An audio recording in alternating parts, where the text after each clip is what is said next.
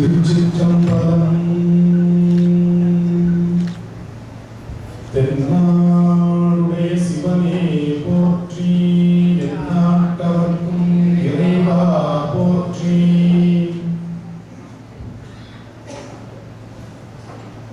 நாளும் இன்னிசையால் தமிழ் பரப்பும் ஞான சம்பந்தனுக்கு உலகவரும். நாளும் இன்னிசையால் தமிழ் பரப்பும் ஞான சம்பந்தனுக்கு உலகவரும். தாளம் ஈந்தவன் பாடலுக்கு இறங்கும் தன்மையாடனை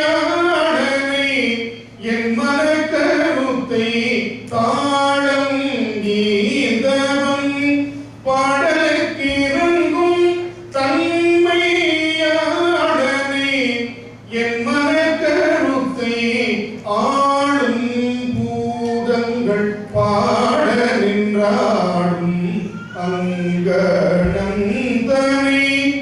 எங்கணம் இறைஞ்சும். ஆளும் பூதங்கள் பாட நின்றாடும் அங்கணந்தனை எங்கணம் இறைஞ்சும். கோழி பெருங்கோயில் உளானை கோலக்காவினில் கண்டுகொண்டேனே.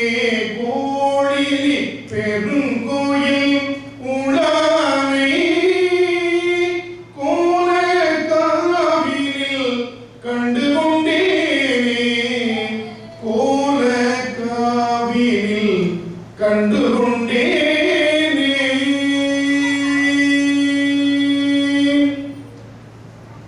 திருச்சிற்றம்பலம். எல்லாம் வல்ல இறைவனை இந்த நல்ல நேரத்தில் பணிவோடு வணங்கி திருமுறை மாநாட்டிற்கு வருகை தந்திருக்கக்கூடிய உங்கள் அனைவரையும் மனம் மொழி மெய்களால் பணிந்து வணங்கி எனக்கிட்ட பணியை நான் தொடர்கிறேன். திருநெறிய தமிழ் என்பது இன்றைய பொழியினுடைய தலைப்பாக அமைந்திருக்கிறது. திருநெறிய தமிழ் என்ற அந்த சொல்லிலேயே நமக்கு பொருள் எளிமையாக புரிந்து விடுகிறது. திரு என்பதற்கு என்ன பொருள்? முதலில் அதிலிருந்து நாம் திருமுறைக்குள்ளாக செல்லலாம். திரு என்பதற்கு அழகான ஒரு பொருள் உண்டு. கண்டாரால் விரும்பப்படும் தன்மை. எவையெல்லாம் கண்டாரால் விரும்பப்படும் தன்மை உடையதாக இருக்கிறதோ அந்த பொருள்களுக்கு திரு என்று பெயர். அதனால்தான் நம்ம பேர் எழுதுறதுக்கு முன்னாடி திருன்னு ஒரு அடையாளத்தை போட்டு எழுதும். என்ன காரணம்?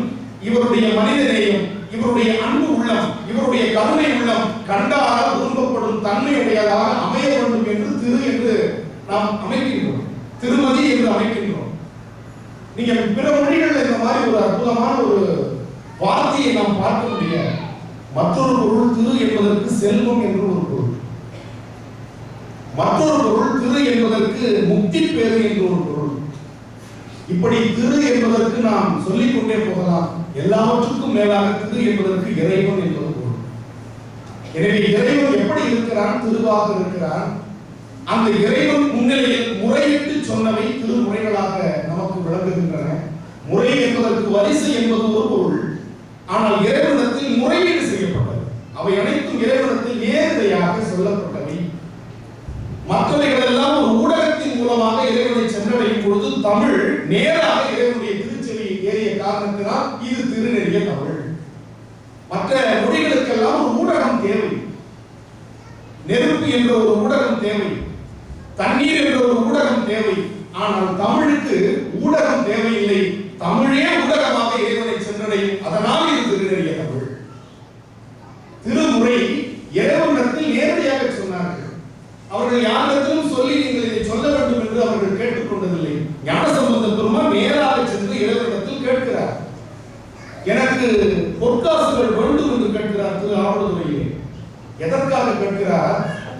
என்னுடைய தந்தையார் உலக நன்மைக்காக வேள்வி செய்ய இருக்கிறார். அந்த வேள்விக்கு பொற்காசு வேண்டும், எனக்கு வேணும்னு கேட்கிறார். அதனால் இது திருநெறிய தமிழ். நாவுக்கரசர் கேட்கிறார், அடியார்களுக்கு அன்னம் பாலிப்பு செய்வதற்கு எனக்கு பொருள் வேண்டும் என்று கேட்கிறார். அப்படி கேட்ட இந்த தமிழ் திருநெறிய தமிழ். திருவிளையாடல் புராணத்தில் ஒரு பாடல் உண்டு.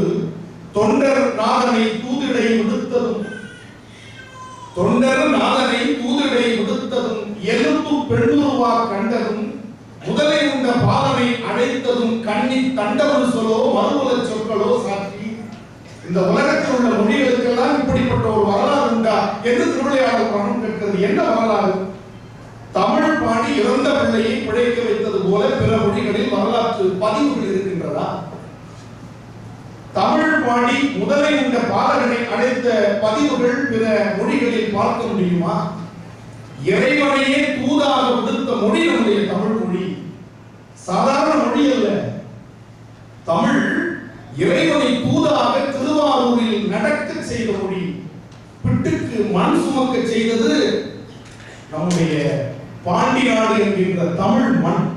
தன் பாண்டி நாடு என்று நம்முடைய மணிவாசகர் குறிப்பிடுவார். இந்த திருநெறிய தமிழ் என்று நம்முடைய அடைமொழி எதை காட்டுகிறது? நம்முடைய ஞானசம்பந்த பெருமான் முதல் பதிகத்தினுடைய திருக்கடைக்காப்பில் குறிப்பிடுகிறார். இது முதல் திருமுறையில் நான் பாடிய திருமுறைகளை மட்டும் திருநெறிய தமிழாக கொள்ளலாகாது. முதல் திருமுறையில் தொடங்கி வாழையடி வாழையாக அருளாளர்கள் பாடி அருளி தொகுக்கப்பட்ட அத்தனையும் திருநெறிய தமிழ் என்று நமக்கு அழகாக நம்முடைய ஞானசம்பந்த பெருமான் திருக்கடைக்காப்பில் பதிவு செய்கிறார். நான் அடிக்கடி சொல்வதுண்டு, தமிழ் பேசுவதற்கு தவங்கள் பல 100 ஆண்டுகள் நீங்கள் செய்திருக்க வேண்டும்.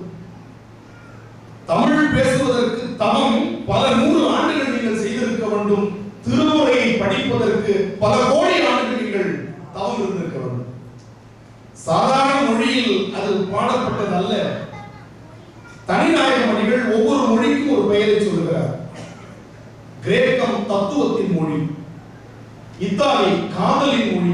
காதலை இத்தாலி மொழியில் சொன்னால் அது மிக இனிமையாக இருக்கும் என்று அந்த மொழியில் காதல் இலக்கியங்கள் அதிகமாக இருக்கின்ற காரணத்தினால் இத்தாலி மொழி காதல் மொழி. குறியீட்டு மொழி லத்தீன் மொழி. வேத மொழியாக வடமொழி சமஸ்கிருதம் விளங்குகிறது. ஆங்கிலம் உலக உறவு மொழியாக விளங்குகிறது என்ற மொழிகளின் வரிசை பட்டியலில் தமிழ் பக்தியின் மொழியாக விளங்குகிறது என்று தனிநாயக மொழிகள் இருக்கிறது. அந்த தனிநாயக மொழிகளுக்கு முன்னால் இருக்கக்கூடிய ஒரு வார்த்தையை நான் சொன்னால் நீங்கள் இன்னும் எளிமையாக புரிந்து கொள்வீர். சேவியர் தனிநாயக மொழிகள் சொல்லுகிறார், தமிழ் பக்தியின் மொழி.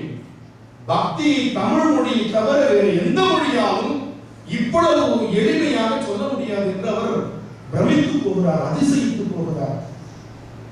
தமிழ் அப்படின்றதுக்கு என்ன பொருள் தெரியுமா? எளிமையும் நீர்மையும் தமிழ் எனலாம்.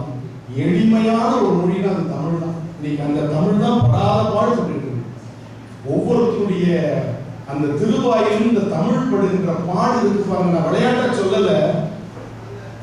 பிற மொழிகளில் இருக்கக்கூடிய ஒண்ணு வேண்டாங்க. NO அப்படின்னா என்ன அர்த்தம்? அது நோ. KNOW know. இந்த K என்னன்னு கேட்டா சைலண்ட்னுவாங்க. ஏன்னா நம்ம திருப்பி கேட்க கூடாது, சைலண்டா இருக்கும். அதனால அது கெனவுன்னா சொல்லக்கூடாது. NOW நவுங்க. NOW now, NO no, KNOW no.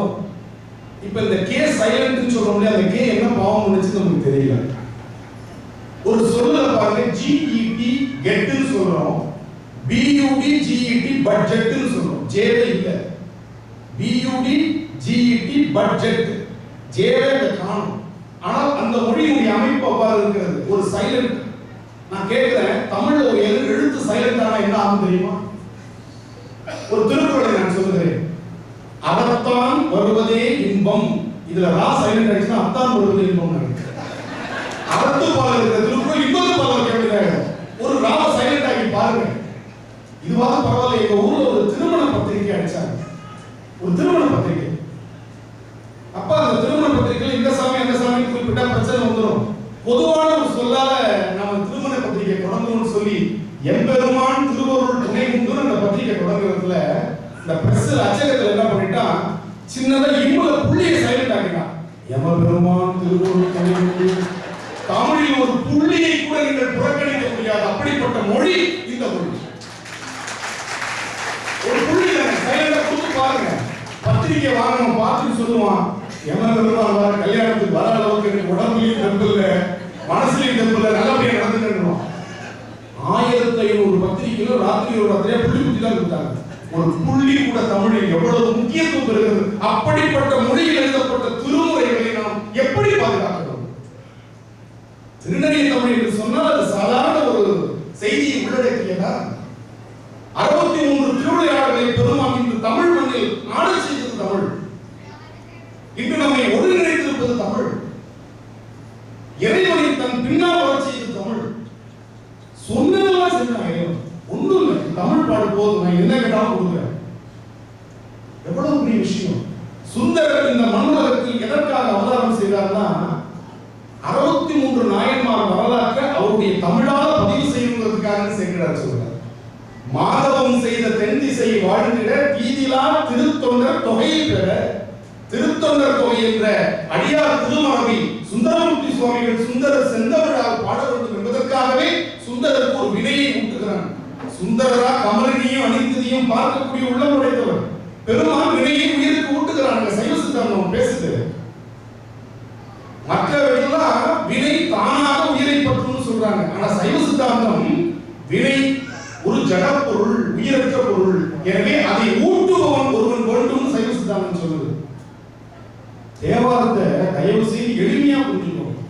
நான் அதுதான் திரும்ப திரும்ப சொல்றது. தேவாரத்தை ரொம்ப கஷ்டமான ஒரு பாடல் நினைக்காதீங்க. ரொம்ப எளிமையான பாட்டு. இங்க குழந்தைகள் பாடினதுக்கு அப்புறம் நம்ம பேசலாமா வேணாமான்னு எனக்கு ஒரு பெரிய சந்தேகம் வந்துருச்சு. அதுவும் இந்த கடைசியா ஒரு பொண்ணு பாடினதுக்கு அப்புறம் நம்ம முடிச்சுக்கிறது நல்லது அப்படின்னு கூட நான் நினைக்கக்கூடிய அளவில் இங்க தொடர்ச்சியாக உண்மையில் சொல்லுகிறேன், மனம் நெகிழ்ந்து சொல்லுகிறேன். எப்பேற்பட்ட ஒரு மறுமலர்ச்சி இந்த சிங்கை மண்ணில் ஏற்பட்டிருக்கிறது. உண்மையில் நான் மிக மகிழ்ச்சியாக மனநிலையோடு இந்த இடத்தில் அமர்ந்திருக்கிறேன். அந்த தமிழ் அவ்வளவு எளிமையான தமிழ். ரொம்ப கடினமா சொல்லிக் கொடுக்க வேண்டிய அவசியம் இல்லை. இருக்கிற ஓதுவாமூர்த்திகளை நான் மனம் திறந்து பாராட்டுறேன். ஒன்னு தெரிந்து கொள்ளுங்கள், ஓதுவாமூர்த்திகள் இல்லை என்று சொன்னால் இந்த திருமுறை நமக்கு கிடைத்திருக்கார். அவர்களெல்லாம் நாம் வணங்கத்தக்கவர்கள், வழிபடத்தக்கவர்கள். பன்னொன்ற இசை பாடக்கூடிய ஒரு மரபை இன்று வரை காத்துக் கொண்டிருப்பவர் ஓதுவாமூர்த்தி. விளையாட்டு சொல்லல.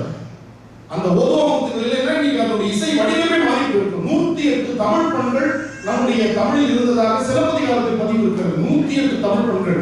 ஆனால் 24 பண்கள் மட்டும்தான் இன்று நமக்கு கிடைத்திருக்கின்றன. அதுவும் நம்முடைய திருநெறிய தமிழ்தான் கபாலத்திற்கு வேற எங்கேயும் இல்லை. சிலப்பதிகாரத்தில் சொல்லக்கூடிய பண்கள் நீங்க பெயரளவில் இருக்கக்கூடிய அந்த பண்ணை எப்படி பாடுறது இல்லை. ஆனால் இது நீங்க கர்நாடக சங்கீதமா வளர்ந்திருக்கிறது. அந்த கர்நாடக சங்கீதத்தில் இருக்கக்கூடிய ராகங்கள் நமக்கு பெயர்களை தெரிகிறது. ஆனால் அவற்றுக்குரிய பண்களை நம்மால் இன்று அறிவித்து உறுதியாக சொல்ல முடியல. ஒரே ஒரு உதாரணம் சொல்லுகிறேன். காந்தாரம் ஒரு பண்ணு, பியந்தை காந்தாரம் ஒரு பண்ணு, கொல்லின்னு ஒரு பண்ணு, கொல்லி கபானம் ஒரு பண்ணு. இந்த 4 பண்ணுக்கும் நவரோஸ் ஒரே ராகம் எப்படி இருக்க முடியும்? ஆனால் நவரோஸ் என்ற ராகத்தை தான் சொல்லிக் கொண்டிருக்கிறார்கள். பாடல்களை பாடும்போது நுணுக்கமான வேறுபாட்டை ஓதுவாமூர்த்திகள் பாடினாதான் நீங்க கேட்க முடியும். ஒரு சங்கீத வித்வான் பாடி நீங்க கேட்க முடியாது. 4 ஒரே மாதிரி நவரோஸ் தான் பாடுவாங்க. ஆனா ஓதுவாமூர்த்திகள் பாடும்போது காந்தாரம் தனியாக நமக்கு காதில் விழும், பியந்தை காந்தாரம் தனியாக அந்த நுணுக்கமான பாடல் வேறுபாட்டோடு நாம் சுவைக்க முடியும். கொல்லி ஒவ்வொன்றும் காரண பெயரா வந்துச்சுங்க. நாவுக்கரசுடைய வயிற்று வலியை கொன்ற காரணத்தினால் அதுக்கு கொல்லின்னு தான் பேரு. கொல்லிப்பண். காந்தார பஞ்சமம் அதுக்கு ஏன் பேரு அப்படின்னா, தொலைவில் இருக்கக்கூடியவரை காந்தம் போல அருகில் இருக்கக்கூடிய ஒரு பண் காந்தார பஞ்சமம். 3 இடத்துல காந்தார பஞ்சமம் பண் பாடியிருக்காங்க திருநெறிய தமிழ். 3 பாடியிருக்காங்க. ஞானசம்பந்தர் பாடிய காந்தார பஞ்சமம் திருவாவடுதுறையில் பாடப்பட்டது. இடரினும் தளரினும் என்ற ஒரு பாடல். நேற்று நாம் அந்த பாடலை பார்த்தோம். நாவுக்கரசர் பாடிய காந்தார பஞ்சமம் என்ற பண் சொற்றுணை வேதியன் என்ற ஒரு அற்புதமான பண். சுந்தரமூர்த்தி சுவாமிகள் பாடிய காந்தார பஞ்சமம் என்ற பண் பரவும் பரிசுந்து அறிய திருவையாற்றில் பாடியது. இந்த 3 பாடப்பட்ட சூழலை நீங்கள் ஆராய்ச்சி செய்து பார்த்தீங்கன்னா ரொம்ப அற்புதமான ஒரு செய்தி நமக்கு கிடைக்கும். 3 இந்த பண்ணை தொலைவில் இருந்து பாடியிருக்காங்க. திருவாவடுதுறையில பலிபீடத்தில் நின்று கொண்டு உள்ளே இருக்கக்கூடிய மாசிலாமணி ஈஸ்வரை பாடுகிறார் ஞானசம்பந்த பெருமான். திருவாவடுதுறை போயிருந்தீங்கன்னா உங்களுக்கு தெரியும், பலிபீடத்திலிருந்து கிட்டத்தட்ட 1/2 கிலோமீட்டர் இருக்கும் மூலம். அப்ப பலிபீடத்திலிருந்து பெருமானை அடைப்பதற்கு இந்த பண்ணை அவர் பாடுகிறார், தேர்ந்தெடுக்கிறார். திருப்பாலை புலியூருக்கு அந்த புறம் இருக்கக்கூடிய கடலில் இருந்து பெருமானை அழைத்து பாடிய ஒரு பண். என்னிடத்தில் ஒரு மாணவர் கேட்டார், தேவாரத்தை இப்படி சொல்லிக் கொடுக்கணும்னு நான் அப்பதான் புரிந்து கொண்டேன்.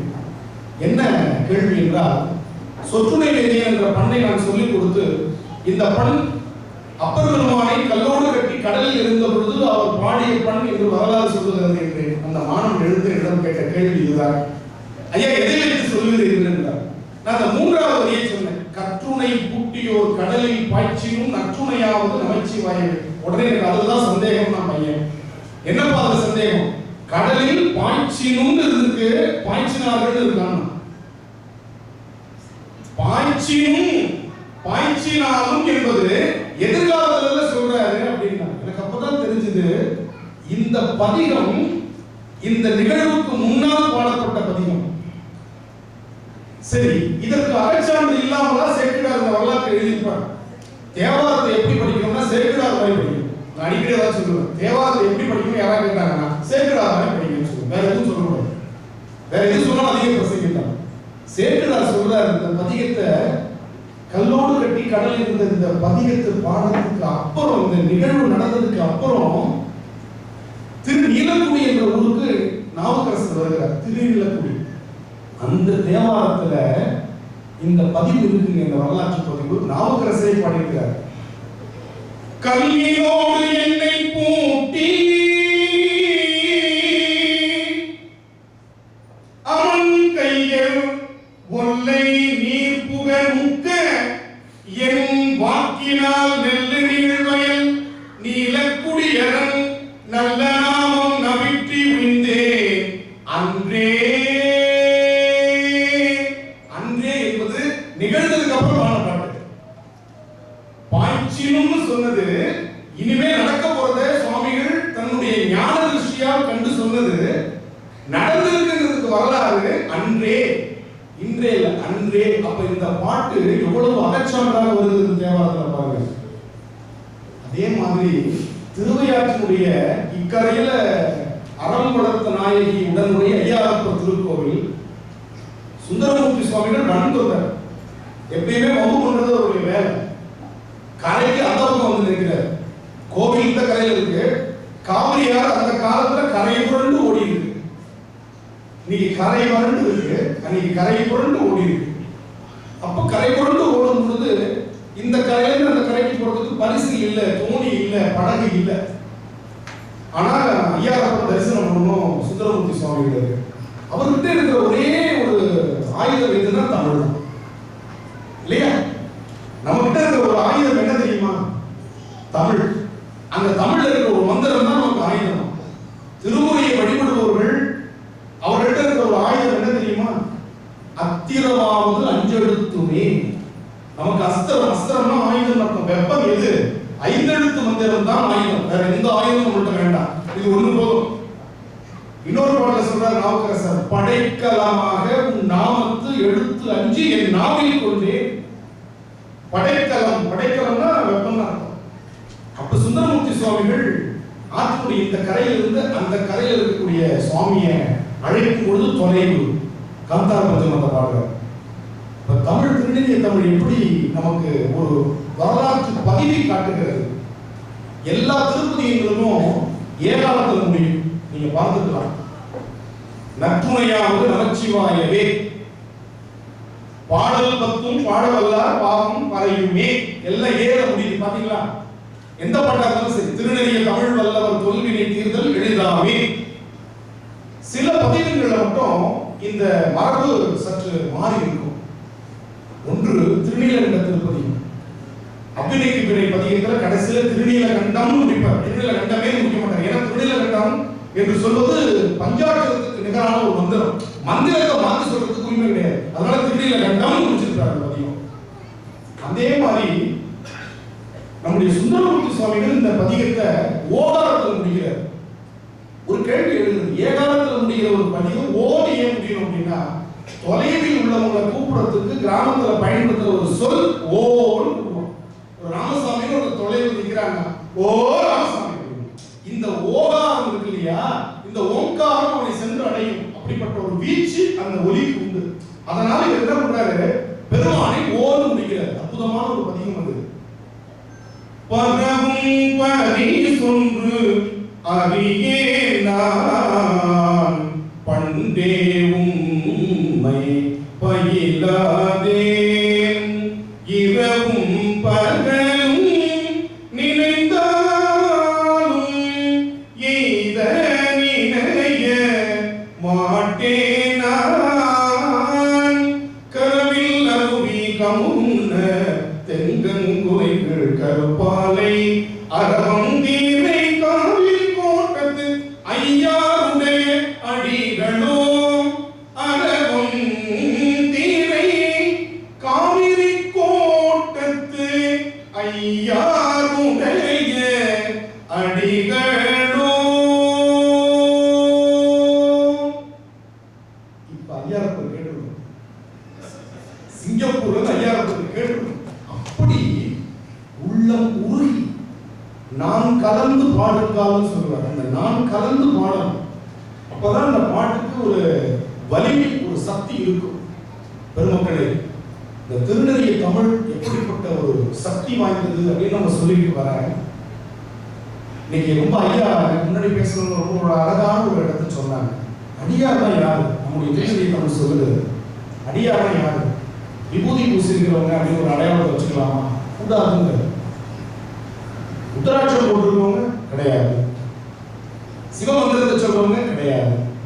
அப்ப யாரும் அடியார்? பூசும் நீரு போல் உள்ளும் புனிதர்கள். திருநீர் பூசுறது தகுதி அல்ல, திருநீரினுடைய அடையாளம் எதற்கு? உன்னுடைய வெள்ளையான உள்ளத்தினுடைய வெளிப்பாட திருநீரை பூசணுமே தவிர புத்தநாதன் மாதிரி பூசக்கூடாதுன்னு சொல்றது திருநீர். திருநெறிய தமிழ் சொல்லுகிறது உன்னுடைய உள்ளத்தினுடைய வெளிப்பாடு திருநீர். எனவே இனிமேல் திருநீர் பூசும் பொழுது அந்த எண்ணத்தோட எடுங்க திருநீர். அந்த திருநீரை எடுக்கும்போது இன்னொன்னு சொல்றேன், சகுனம் பார்க்கறது சைவர்களுக்கு கூடாது. இன்னைக்கு நான் நிறைய பேச போறேன், நிறைய பாடி இருக்கு, நீங்க நிறைய பேச போறேன். சைவர்கள் நிறைய சகுனம் பார்க்கறத நான் பார்க்கிறேன். சென்று நாம் சிறு தெய்வம் சேர்வோம் அல்லோம் சிவபெருமான் திருவடிக்கே சேரப்பெற்றோம். இதுதான் அப்பர் பெருமானுடைய வாக்கு. ஒரு தெய்வ வழிபாடு நமக்கு சொல்லிக்கிறது திருநெறிய தமிழ். ஒன்றே குலம் ஒருவனே தேவன், ஒருவனைத்தான் வழிபடணும். நீங்க நவகிரகத்தலம் நிறைய பெருகிட்டு இருக்கு. நவகிரக வழிபாடு கூடாதுன்னு சொல்றதுக்கு நான் இங்க வரல. நவகிரக வழிபாடு வேண்டும், ஆனால் மூலவரை விட்டு நவகிரகத்தை வழிபடுறதுங்கிறது இருக்கு பாருங்க, அது இன்னைக்கு தமிழ்நாட்டில் ரொம்ப அதிகரிச்சுட்டு வருது. ஆலங்குடி அப்படின்னா அது குரு ஸ்தலம். எனக்கு ஒன்றும் புரியல. எல்லா சிவாலயங்கள் இருக்கிற மாதிரி, சிங்கப்பூர் சிவாலயத்தில் இருக்கிற மாதிரி தென்முக கடவுளாக தெற்கு கோஷ்ட மூர்த்தமாக தட்சிணாமூர்த்தி தான் ஆலங்குடியில் இருக்கிறார். அந்த தட்சிணாமூர்த்தியை டீப்ரமோட் பண்ணி நவகிரகத்தை ஒரு குருவா வச்சு வழிபடுற ஒரு மடமை நவகிரக வழிபாட்டில் வந்துருச்சு பாருங்க. எவ்வளவு நாம் பின்தங்கி வருகிறோம் சமயத்தில். இந்த விழிப்புணர்ச்சி நமக்கு வேணாமா? ஒரு மிகப்பெரிய பிரசிடென்ட் இருக்கிறவரை போய் டீப்ரமோட் பண்ணலாமா?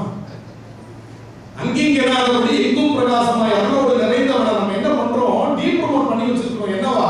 குரு பகவான் சொல்லி அவருக்கு கொட்டக்கல மாலையை போட்டு அவருக்கு குரு பேச்சு நடத்தி யாருக்கு? சிவபெருமானுக்கு. என்கிட்ட ஒருத்தர் கேட்டாங்க, வீட்டுல நடராஜரை வச்சுக்கலாமான்னு கேட்டாங்க. நான் கேட்டேன், யார் வீட்டுல அப்படின்னு. எங்க வீட்டுல. நான் உடனே சொன்னேன், தயவு செய்து உங்க வாயை ஒப்பிடிச்சுட்டு வாங்க, நடராஜர் வீட்டுல தான் நீங்க இருக்கிறீங்க அப்படின்னு. இந்த உலகம் நடராஜ பெருமானுடைய இல்லம். அவனுடைய இல்லத்துல நாம இருந்துட்டு நாம ஒண்ணு கொடுக்கணும், வாடகை கொடுக்கறது இருந்துட்டு இந்த உடம்பே நமக்கு சதம் அல்ல, ஊரும் சதம் அல்ல, உற்றார் சதம் அல்ல. இந்த உடம்பே நம்முடைய உடம்பு அல்ல. எனது கைன்னு சொல்லும் போது நான் வேறு, இந்த கை